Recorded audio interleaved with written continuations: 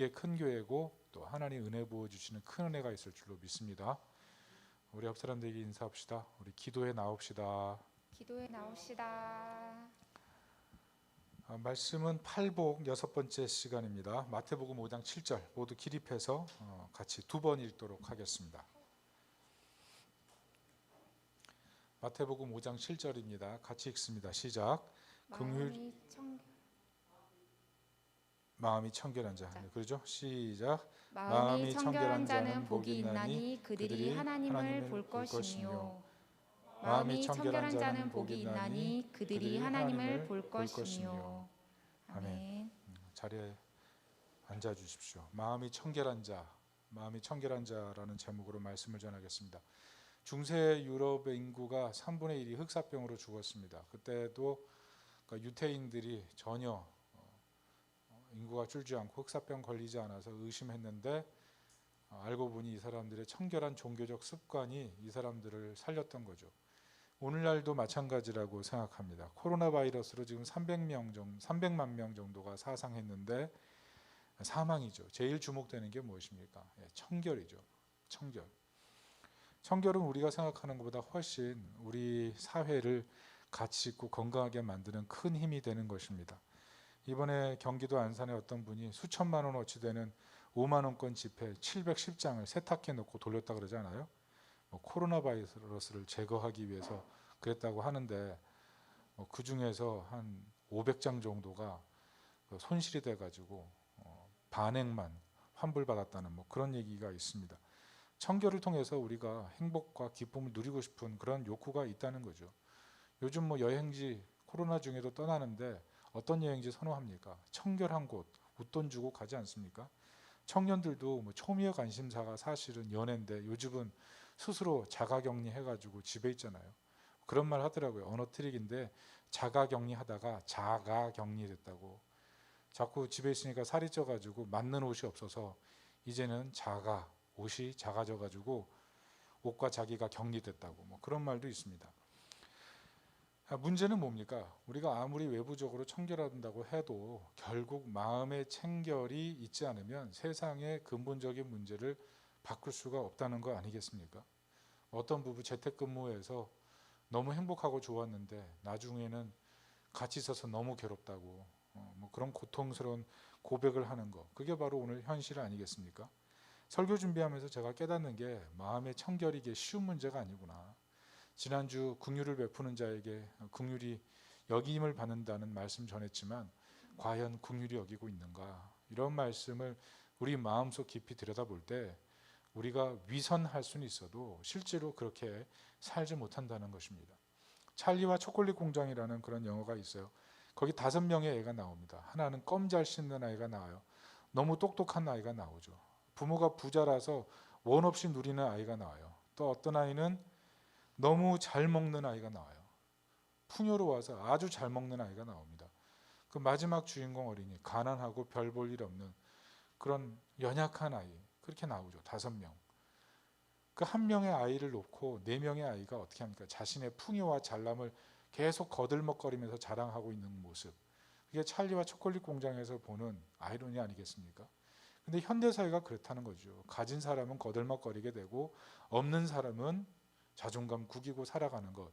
그게 오늘 현실 사회의 문제고 청결함을 잃어버린 모습이라는 것입니다. 장 지글러가 왜 세계의 절반은 굶주리는가 라는 책을 썼어요. 이분이 유엔 인권위 식량 특별 조사관으로 근무하면서 고발한 내용을 모아서 쓴 책입니다. 2005년도 통계가 그래요. 전 세계 10세 미만의 아동이 5초에 1명씩 굶어 죽는답니다. 얼마나 끔찍한 통계예요. 우리가 알고 있는 분도 있겠지만 여러분, 전 세계적으로 세계 인구의 7분의 1이 만성적인 영양실조라는 거예요. 먹지 못해서. 사실 전 세계 인구가 지금 한 80억 된다고 하는데 그 중에서 7분의 1이 영양실조라는 거 이해가 되십니까? 이렇게 곡물 환경이 좋고 먹을 게 풍성한데 어떻게 굶어 죽는 사람이 있는가?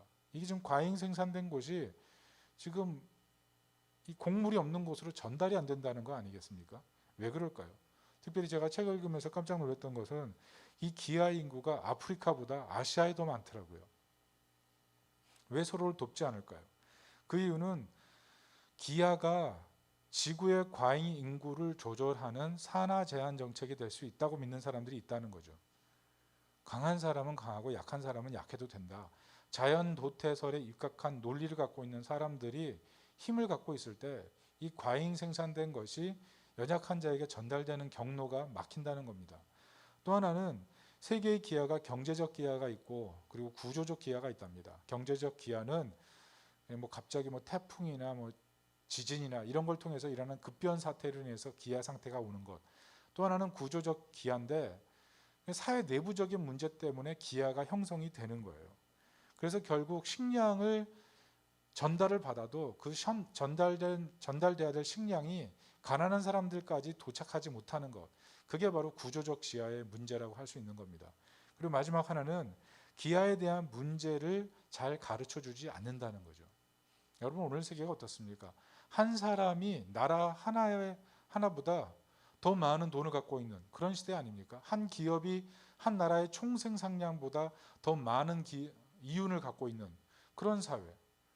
그런데도 이런 사회인데도 불구하고 곡물이 전달되도록 하는 그런 경로를 차단하는 그런 엄청난 세력들이 이 사회에 존재하고 있다는 것입니다.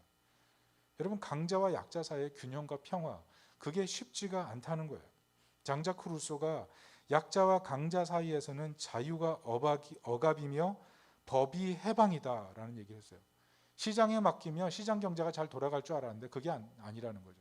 사회 정의의 문제가 제대로 서지 못하게 된다는 거죠. 어느 정도 규율이 있어야 된다. 이런 얘기를 했다는 겁니다. 왜냐하면 내부적인 청결함이 문제입니다. 여러분 청결해야 됩니다. 청결해야 세상이 아름다워지고요. 청결해야 세상이 바뀝니다. 아무리 백신 좋은 거 만들어도 결국 내부적인 마음의 백신이 없으면 인류 모두가 공멸할 수 있는 상태가 된다는 거죠. 오늘 예수님께서 이 십계명의 말씀 그것을 신약시대에 오셔서 새로운 재해석을 내리시면서 말씀한 인간끼리의 인간 사회 속에서 일어날 두 번째 계명으로 주신 말씀입니다. 마음이 청결한 자 복이 있나니 그들이 하나님을 볼 것이며. 본론에 들어가서 청결함이 무엇입니까? 이 청결함이라는 것은 마음에 불순물이 없는 상태를 말하는 겁니다. 분명한 것은 이 청결함 이것이 성경은 이루어진다고 선언하고 있습니다. 예수님께서 회개하라 천국이 가까우느니라 이렇게 말씀하셨죠. 예수님 오시고 나서 하나님 나라가 임하고 이제는 청결한 삶이 시작됐다는 겁니다. 하나님 나라 통치 안에 있기 때문에 우리는 복 있는 자가 되었고 예수님을 통해서 하나님의 복과 성품을 물려받기 때문에 이제는 마음이 청결한 자가 되는 것입니다. 중요한 사실은 이 청결은 인간이 만드는 것이 아니고 하나님이 주신 마음이라는 거예요. 여러분 하나님 앞에 섰을 때 우리가 어떤 마음 갖게 됩니까? 내가 가지고 있는 자랑할 걸 가지고 하나님 앞에 꺼내놓으면서 내가 이렇게 괜찮은 사람입니다. 이렇게 얘기할 수 있겠습니까? 아니죠. 하나님 눈앞에 있다면 벌벌벌 떨지 않겠습니까? 자신의 모든 죄악이 하나님 앞에 다 드러난다는 사실을 생각하면 몸서리치지 않겠어요? 지금까지 자신이 괜찮다고 생각했던 모든 것에 대해서 하나님 앞에 명명백백하게 드러난다면 어떻게 가만히 있을 수 있겠습니까? 그 자리에 앉아있는 게 아니라 무릎을 꿇겠죠. 벌벌벌 떨겠죠. 눈을 가리겠죠. 옷을 찢겠죠. 하나님 앞에서 섰을 때 영적인 자신의 상태를 발견하는 것. 그게 바로 하나님 나라의 통치의 결과예요. 그래서 하나님의 임재 앞에 섰을 때 우리는 마음을 청결한 사람으로 바꾸게 되는 것. 그게 바로 은혜인 겁니다. 그렇게 하나님 앞에 섰을 때 마음이 청결해지면서 하나님 앞에 용서를 받고 죄책감에서 자유를 받는 불순물이 제거된 상태. 그게 바로 복 있는 사람이 누리는 청결한 마음인 것입니다. 자, 그렇다면 청결한 마음은 무엇입니까? 결국 회개를 통해서 얻어지는 거죠. 시편 24편을 보면 이 24편이 언약궤가 예루살렘 성에 들어갈 때 다윗이 찬양한 찬양이신데요. 예수님께서 이 시편으로 마음이 청결한 자는 어떤 자다 이렇게 정의를 내리셨습니다. 시편 24편 3절을 보겠습니다. 다 같이 한번 읽어보겠습니다. 시작. 여호와의 산에 오를 자 누구며 그 거룩한 곳에 설 자가 누구인가. 여러분 하나님을 대면하고 하나님 앞에 설 사람이 누굽니까? 시편 기자는 24편 4절에 이렇게 대답합니다. 같이 읽습니다. 시작. 곧 손이 깨끗하며 마음이 청결하며 뜻을 허탄한 데 두지 아니하며 거짓 맹세하지 아니하는 자로다. 회개하는 사람이죠. 손이 깨끗하고 마음이 청결한 사람, 두 마음 품지 않은 사람,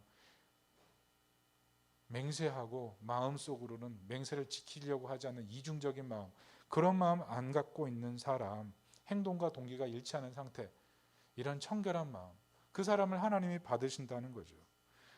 하나님의 존재를 인정하고 하나님 앞에 나아가는 그 사람은 청결한 마음을 얻게 되고 세상을 청결하게 하는 존재가 된다는 것입니다. 여러분, 하나님의 존재에 대한 분명한 확신, 그 믿음이 있을 때 우리는 청결한 마음의 상태로 살아가게 될 수 있고 세상을 바꿀 수 있는 사람이 되는 겁니다. 문제가 무엇입니까? 코로나 시대를 보면서 느끼는 게 우리 삶의 기쁨과 만족과 행복이 정말 별것 아니라는 거 아니에요? 우리가 그렇게 맛보려고 했던 것이 우리 삶의 현실에서 잘 맛봐지지 않는 상태, 특별히 통장에 있는 돈도 숫자에 불과한 거 아니에요? 우리가 쓰고 누려야 그게 진짜 우리에게 행복이지, 그거 보기만 해서 무슨 의미가 있습니까? 그냥 뭐 언젠가 뭐가 이루어질 거야, 다 이런 생각 가지고 있으면서 도리어 없다, 부족하다, 어떻게 보면 기근된 상태, 지금 이 코로나 상태 아닙니까? 어떻게 해결해야 됩니까? 로이드 존스가 우리에게 참 인상적인 얘기를 했어요. 우리 신앙생활이 왜 기쁘고 행복하지 못한가? 그 분명한 이유는 회개의 문제다 그랬어요. 구원의 기쁨을 잃어버린 근본적인 이유는 회개에 없습니다. 왜 용기를 잃어버렸는가? 왜 담대함을 잃어버렸는가? 왜 감사함을 잃어버렸는가? 왜 용서하지 못하는가? 왜 겸손함이 없는가? 그 근본의 문제는 회개 없음. 회개하지 않기 때문이라는 거예요. 여러분, 회개의 5단계가 있다고 합니다. 첫 번째는 죄를 인정하고 시인하는 것. 자신의 죄를 보면서 이게 죄라고 깨닫는 거예요. 여러분이 가장 초보적인 단계인데 이거 없으면 정말 심각한 겁니다. 심각한 겁니다. 내가 지금 어떤 상태인지 스스로 자각하지 못하고 괜찮다 그냥 대충 살아가면 그게 진짜 큰 문제죠. 죄를 자각해야 되는 겁니다. 두 번째는 죄의 성격을 깨닫는 상태예요. 말씀 들어도 들리지 않고, 말씀 들어도 순종하려고 하지 않고, 양심이 경계해도 양심에 걸림에도 반복하고 습관적으로 왜곡되어 있는 상태. 남자들의 3대 죄악이 정욕, 나태, 탐심, 세 가지라잖아요. 욕심내고 계속 뭔가 먹고 싶고. 여성의 죄는 교만, 시기, 질투랍니다.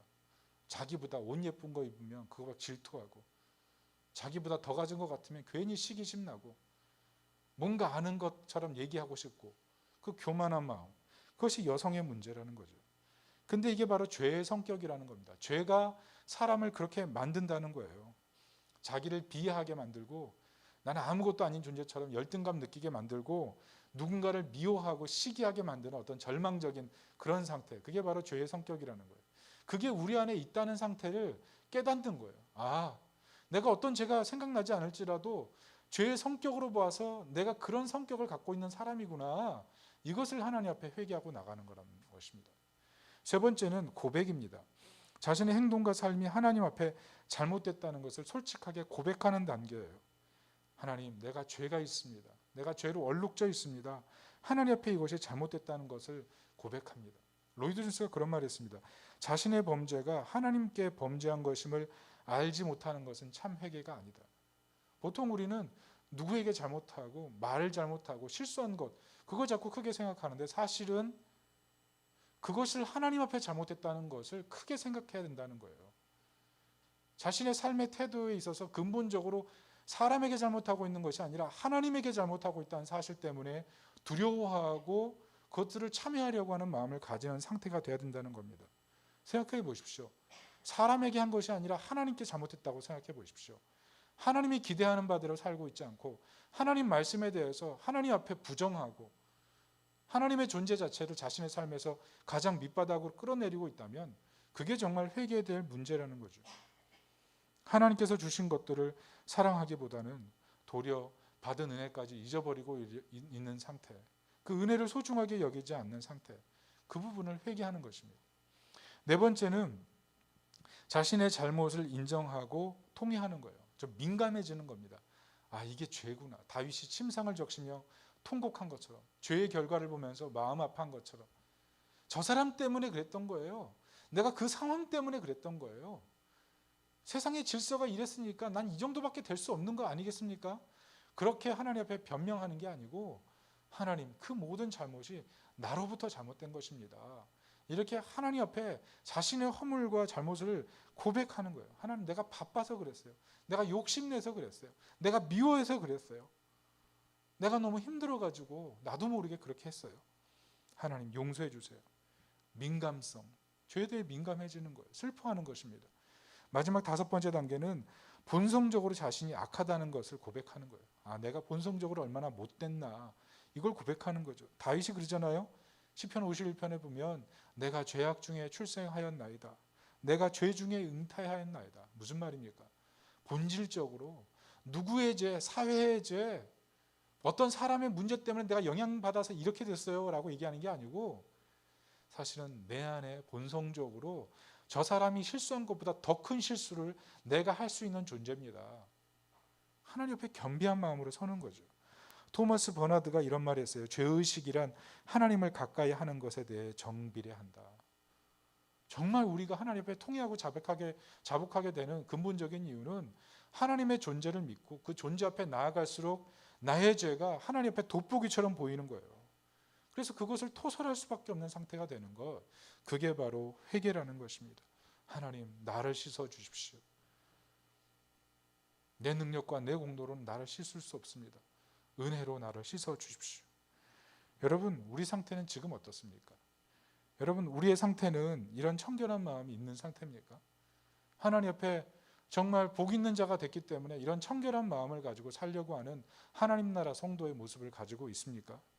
여러분, 회개가 있을 때 진정한 기쁨과 만족이 있는 것입니다. 혹시라도 회개를 잃어버렸다면 하나님 앞에 정말 마음을 열고 회개하고 회복하는 은혜가 있기를 축복합니다. 복 있는 사람은 이런 청결한 마음을 가지게 되고 회개하면서 더욱 복 있는 자로 살게 되는 거예요. 회개하면서 더 청결한 마음을 사모하게 되고 하나님의 은혜 앞에 나가게 되는 것입니다. 그래서 결국은 어떻게 됩니까? 하나님을 보게 되는 거예요. 예수님 말씀처럼 복 있는 자는 마음이 청결하고 청결한 자는 하나님을 보게 되는 것입니다. 그렇다면 마음이 청결한 자가 하나님을 본다는 것의 의미가 뭡니까? 이 본다는 건 안다는 거거든요. 그리고 경험한다는 거거든요. 하나님 나라 질서가 우리 삶에 들어온다는 것입니다. 내가 하나님께서 가지고 오신 절대적인 평안을 내가 누리게 되는 상태, 그게 바로 하나님을 보는 것입니다. 그런데 구약 성경에 보면 하나님을 우리가 볼 수 없다 그러거든요. 여러분, 모세도 못 봤습니다. 하나님의 얼굴을 보지 못했어요. 그냥 뒷모습으로만 봤어요. 출애굽기 33장 20절에 보면 또 이르시되 내가 내 얼굴을 보지 못하리니 나를 보고 살 자가 없음이니라. 하나님을 대면해 알았던 모세도 하나님을 보지 못하는 그런 상태가 될 수밖에 없는 것. 왜냐하면 살 수가 없어요. 하나님의 그 영광 앞에 우리의 죄가 노출되기 때문에 우리는 그 순간 존재할 수가 없게 되는 거죠. 그런데 마음이 깨끗한 사람은 하나님을 또 볼 것이라고 이렇게 적어 놓습니다. 시편 11편 7편에 보면 여호와는 의로우사 의로운 일을 좋아하시나니 정직한 자는 그의 얼굴을 배우리로다. 청결한 마음을 가진 사람은 결국 장차 미래에 하나님을 보게 된다. 천사가 누리던 그 하나님의 영광을 언젠가 마음이 청결한 사람은 보게 된다. 이런 얘기를 하고 있다는 것입니다. 여러분, 구약에 보면 실제로 하나님을 대면하지 못했지만 이렇게 마음이 청결해서 하나님을 만나고 경험한 사람들의 얘기가 많습니다. 대표적인 게 다윗 아닙니까? 사무엘하 6장에 보면 다윗이 하나님의 언약궤가 다윗성으로 들어올 때 어떻게 합니까? 뛰놀죠. 그 하나님의 영광을 보고 마음이 청결하니까 뛰놉니다. 하나님을 기뻐하고 즐거워하고 환호해요. 여러분, 예배 때 환호하고 즐거워하는 것, 그게 마음이 청결한 거예요. 예배 때 자기의 체면을 지키고 누가 저렇게 하는 것은 별로 아름답지 않아, 별로 이렇게 나이 들어 보이지 않아, 엄숙하지 않아, 예절이 없는 것 같아, 그거 따지지 말고 마음을 다해서 하나님을 높이는 것, 그게 사실은 다윗의 모습이었다는 거죠. 미갈이 뭐라 그럽니까? 그 모습을 내려다보던 미갈이 사무엘하 6장 20절에 이렇게 말하죠. 다윗이 자기의 가족에게 축복하러 돌아오매 사울의 딸 미갈이 나와서 다윗을 맞으며 이르되 이스라엘 왕이 오늘 어떻게 영화로운지 방탕한 자가 염치 없이 자기의 몸을 드러내는 것처럼 오늘 그의 신복의 계집종의 눈 앞에서 몸을 드러냈나이다. 자기가 그래도 왕비인데 왕비로서 보니까 다윗이 자신의 막 속바지가 다 보이고 속살이 다 보이게 막 언약궤에서 춤추고 뛰노니까 그게 못마땅한 거예요. 성경이 얘기하는 게 뭡니까? 청결한 마음이 없는 거예요. 언약궤 앞에서 하나님을 예배하고 하나님을 즐거워하고 하나님을 전심으로 향하는 이 다윗을 보면서 내려가서 그 자리에 참여해서 하나님을 경배하고 예배하려고 하는 마음을 가지는 게 아니라 평가하고 있잖아요. 자신의 체면을 더 중요하게 생각하고. 다윗의 체면이에요? 자기 체면 아니에요? 결국 하나님 앞에서 은혜를 받지 못하고 결국 자녀의 복을 누리지 못하는, 하나님을 보지 못하는 그런 모습이 되는 것입니다. 반면에 똑같은 여인이지만 더 혹독한 가난에 있던 한 여인은 하나님을 보게 됩니다. 열왕기상 17장에 보면 사르밧 과부가 나오죠. 여러분, 이 여인이 어떤 사람입니까? 떡 하나 만들어 먹고 죽으려고 했던 사람이에요. 가난하고. 당시 시대 과부라는 게 뭡니까? 절대적인 가난과 고통의 상징 아니에요? 특별히 남편을 잃었다. 고대 근동에 전쟁이 많았으니까 과부가 많았습니다. 그런데 과부를 향해서 고대 근동에서 표현하는 게 뭐냐? 부정한 여인이다. 벌을 받았다. 천벌이다. 그래서 부정한 여인으로 사랑받지 못하고 존귀하게 여김받지 못하던 사람이 바로 사르밧 과부였습니다. 그런데 그 사람에게 하나님께서 어떻게 하십니까? 엘리야를 보내요. 엘리야를 보내서 어떻게 하십니까? 엘리야를 보내서 통에 가루가 떨어지지 않고 병에 기름이 마르지 않도록 그렇게 해주시지 않습니까? 왜 그래요? 사르밧 과부기 때문에 그래요. 사르밧이 무슨 뜻이냐면 청결하다요. 청결하다. 하나님을 바라보면서 죽을 마음이 있었지만 그러나 하나님 바라보면서 나는 하나님 없이는 살 수가 없어요라는 그런 절박한 마음을 가지고 하나님을 바라보고 있던 그 사르밧 과부를 향해서 하나님이 엘리야를 보낸 거예요. 어떤 입장에서 보면 어떻게 과부한테 선지자를 보내요? 어떻게 가난한 사람에게 선지자를 보내요? 어떻게 떡 하나 먹고 죽으려고 하는 사람에게 선지자를 보내요? 여러 가지 얘기할 수 있지만 결국은 하나님께서 청결한 마음을 갖고 있는 그 사르밧 과부에게 엘리야를 보내셔서 하나님이 얼마나 이 사르밧 과부를 사랑하고 살피고 있는지를 보여주셨다는 것입니다. 그걸 봤을 때 어떻게 됩니까? 떡 하나가 인생의 전부처럼 생각됐던 그 여인이 엘리야를 보면서 하나님을 보고 떡을 내려놓잖아요. 떡을 엘리사 선지자에게 대접하고 자신은 없음에도 불구하고 하나님을 본 것 같은 기쁨 때문에 즐거워하고 기쁨으로 섬기지 않습니까? 여러분, 그런 거예요. 하나님을 볼 때 우리는요, 더 이상 떡의 문제로 살지 않게 되는 거예요. 여러분, 기독교에 대해서 C.S. 루이스가 그런 말을 합니다. 기독교는 종교나 신념이나 라이프 스타일 그 이상의 것이다. 보네포는 종교는 인간이 만든 것이다. 그러나 기독교는 하나님을 대면하는 것이다. 살아계신 하나님을 만나는 것이다. 그분을 대면하면 가치 있는 것에 대해서 무가치하게 선언하게 되고 무가치한 것에 대해서 가치 있다고 선언하게 되는 것이다. 오늘 이 사르밧 과부가 그런 거죠. 하나님을 대면하고 하나님 만나니까 지금까지 자기 인생에 있어서 떡 하나 없는 인생이 얼마나 무가치한 것인가 생각됐다가 하나님을 만나고 나서는 떡 하나 없지만 하나님을 만난 것으로 인해서 자신의 인생이 얼마나 복된 것인가를 깨닫고 죽을 마음을 버리고 도리어 하나님 앞에 예배하는 마음으로 바뀌잖아요. 그게 바로 기독교의 신비인 것입니다. 하나님의 선한 능력을 하나님을 경험하고 나서 바뀌는 거예요. 하나님은 이런 청결한 마음을 보시고 그에게 얼굴을 보여주시는 것입니다. 이런 하나님의 은혜가 있길 바랍니다. 여러분, 얼굴을 보인다는 것이 그러면 무엇을 의미합니까? 얼굴을 본다는 것. 제가 최근에 인터넷에 아버지 일기라는 그 작은 스크랩을 봤어요. 그 내용이 뭐냐면 통장에 아기가 어렸을 때부터 자라날 때까지 조금 변화가 있을 때마다 10,000원씩 집어넣는 거예요. 그것을 갖다가 다 찍어가지고 이제 올려놓은 그런 스크랩이었는데 이렇습니다. 애를 데리고 첫 외출 10,000원, 50일 축하 10,000원, 반팔옷 입음 10,000원. 그래도 10,000원씩 집어넣는 거 대단해요. 첫머리 커트 10,000원, 100일 축하 10만 원. 10만 원 굉장히 기뻤던 것 같아요. 뒤집기 10,000원, 되뒤집기 10,000원, 엎드려 자기 10,000원, 아랫니 2개 10,000원. 여기서 제가 좀 기뻐서 아랫니 2개, 혼자 앉기 10,000원. 여러분, 애를 키워보신 분들 이때 얼마나 기뻐요. 뒤집으려고 하다가 뒤집었어요. 그때 그냥 온 집안 식구들이 이야 그러잖아요. 안 그랬어요? 여러분, 그렇잖아요. 아기가 맨날 혼자 막 기저귀 차고 막 똥 질질 흘리고 오줌 아무데나 싸고, 막 아기 키우는 엄마들은 기저귀 갈다가 오줌벼락 맞고 인생이 이러냐 이러다가 어느 날 아이가 혼자 화장실 가가지고 거기서 볼일을 봤을 때 정말 할렐루야, 감동이 없으시네요. 저는 굉장히 기뻤는데 제가 그걸 보면서 뭉클했어요. 아, 이 자녀의 아버지가 정말 자녀를 사랑하고 있구나. 본다는 게 뭡니까? 사랑한다는 거거든요. 그런데 제가 그걸 읽으면서 하나님도 우리를 이렇게 보셨구나라는 생각이 들었어요. 내가 뒤집기 할 때, 내가 아린이 2개 날 때, 내가 그리고 혼자 옷 갈아입을 때, 내가 혼자 화장실에서 성공했을 때 하나님이 얼마나 기뻐하셨을까. 여러분, 본다는 건 사랑이죠. 오늘 사르밧 과부에게 하나님 보내셔서, 엘리야를 보내셔서 자신이 보고 있다는 사실을 알려주신 것 자체가 내가 너를 사랑하고 있다는 그런 증명 아니었어요? 하나님이 다 보고 계셨다는 거죠. 생각해 보니까 그래요. 내가 하나님이 나를 안 보는 것 같았는데, 여러분 그런 느낌 가질 때가 많잖아요. 이런 상황에서 하나님 어디 계십니까? 나를 안 보는 것 같은 하나님. 그런데 그렇지 않다는 거죠. 하나님이 내 고통, 내 눈물, 내 슬픔, 내 질병, 내 미래, 내 현재의 이 고통의 문제 하나님 다 보고 계시고 알고 계시다는 거예요.